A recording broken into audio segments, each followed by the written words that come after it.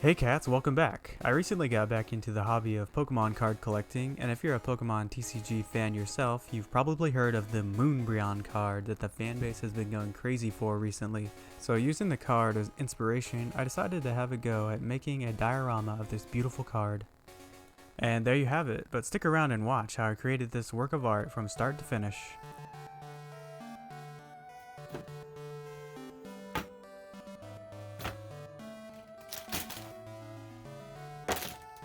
I stymied this project like any other, marking and cutting some foam.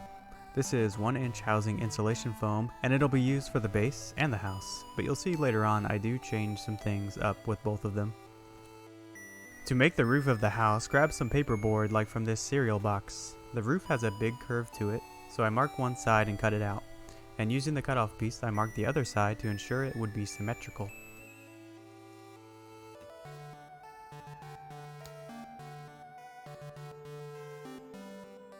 Once I had my 4 roof pieces cut out, I taped them together and glued them on the inside with generous amounts of hot glue.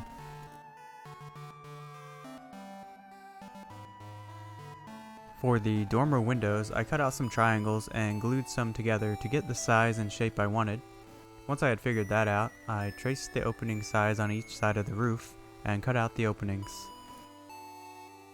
I struggled a bit holding the piece in place, but I eventually got them all glued in.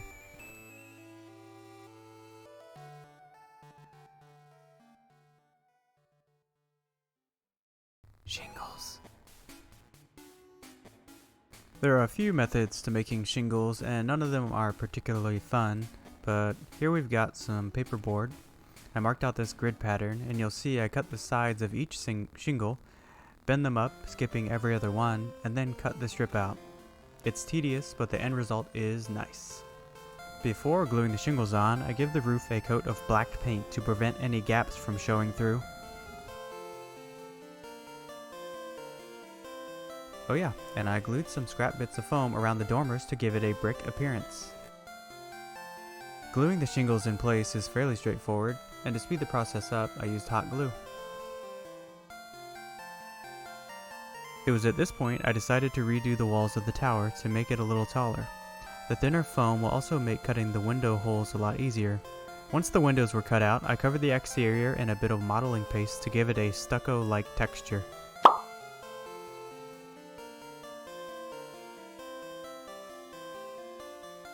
After everything dried, I gave it a coat of Mod Podge to seal things up.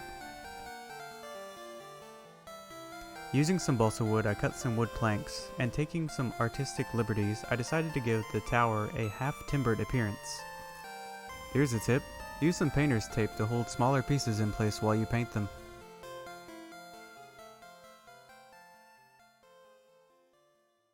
My cat likes to come and inspect my work from time to time.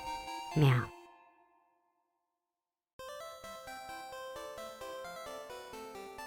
Having painted the wood planks, the next thing to do before gluing them in place is to paint the exterior of the tower. I chose this creamy off-white.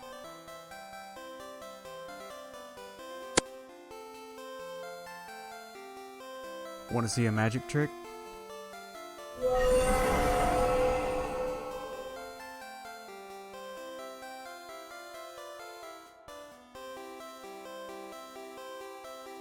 It's time for some window assembly. For these, I used some coffee stirring sticks that I bisected long ways and then cut to the appropriate length.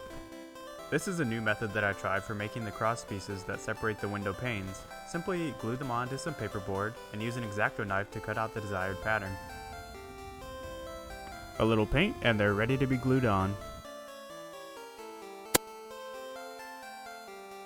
For the roof windows, I decided to use this person plastic for a cross pattern window.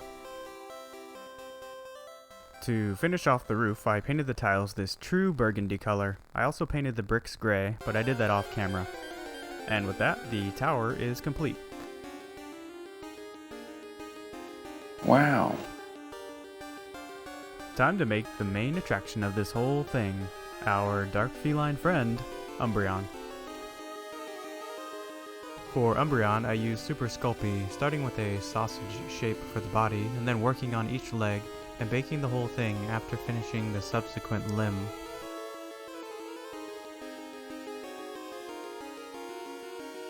Now, I'll wholly admit that I didn't do a great job of recording the sculpting process. I'm still a beginner with sculpting, and my phone camera has started acting up a bit, so it was a little frustrating trying to get some good footage, but I digress.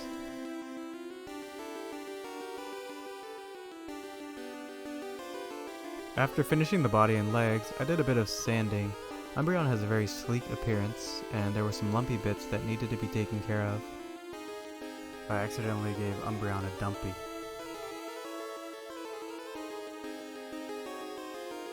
Starting with a ball of somewhat proportionate size, I pinched the clay into the general shape of the head. Following that, I cut out some eye holes, and then pressed in tiny bits for the eyes themselves.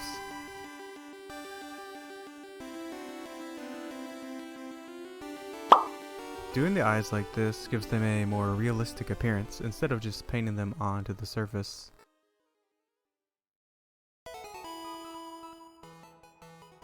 I gave the head a little nose off camera and then baked it. To attach the head, I drilled a hole and used a bit of wire for support. Once I decided the proper neck length, I wrapped a bit of clay around the wire and smoothed it out.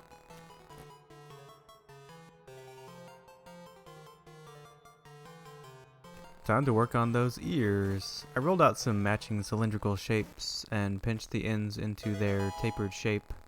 To affix them, I just used a bit of wire, just like the head, and did some rolling to smooth them out a bit.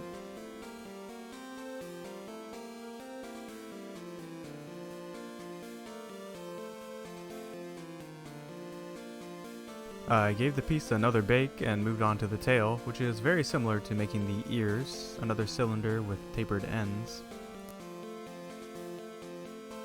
One final bake and the sculpting process is complete.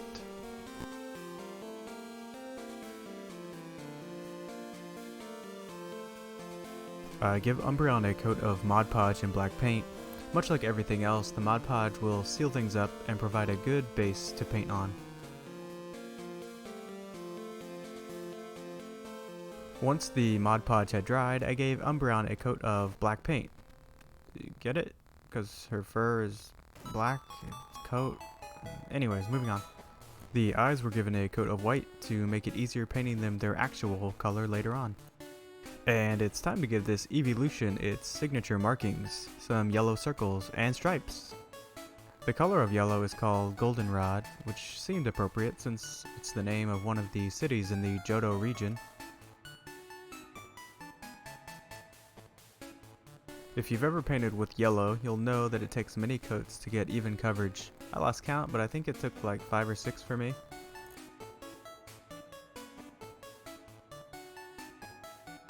I'll be honest, it kinda looked like a rabbit all the way up until the point that I painted it.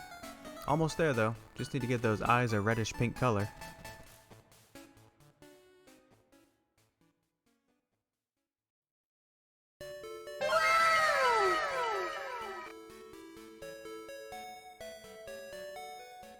Just one final bit of adding the pupils, and it's looking like the dark type evolution we know and love. Having completed Umbreon, I moved on to the final portion of the build, painting the background. I've got my foam canvas, an array of blue, green, and yellow paints, and my laptop with a picture for reference. Now, I'd like to say that I am an artistic and somewhat crafty person. From a young age, I like to draw and color, but personally I was never very good at painting, so it's always been a weaker area for me. But having said that, I am very satisfied with how the background painting turned out. To start, I laid down some base colors for the sky and sea. Before continuing, I needed to make a circle for the moon, since the whole image sort of radiates from that point. Instead of just painting the moon, I wanted to use a ping pong ball and make it 3-dimensional. But that's not all, I also stuffed some lights inside of it. Having established the moon location, I began adding the swirling sky around it, first with some blue and then adding bits of green. Just a little personal bit here, but I felt very at peace while painting this starry sky. I felt the joy of creating and trying something new, but it also made me think of my grandma. She passed away in September of 2015, and she herself liked to paint, and I was reminded of that. She was a wonderful person that lived her life the way she wanted it, regardless of anyone's opinion, and in hard times I think of her and strive to take the same approach she did in life. I miss her often, and I love her very much. I finished up the sky with the clouds and adding in little hints of yellow, and then moved on to the sea. With the sea finished, I added the final touch, sprinkling white paint to give the appearance of stars. Paint the moon. No hole in one for me.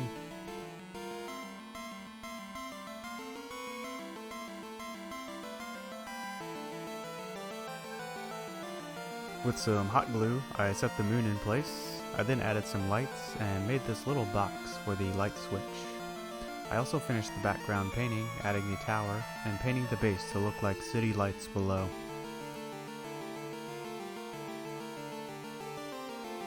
And with that, it's time for the beauty shots.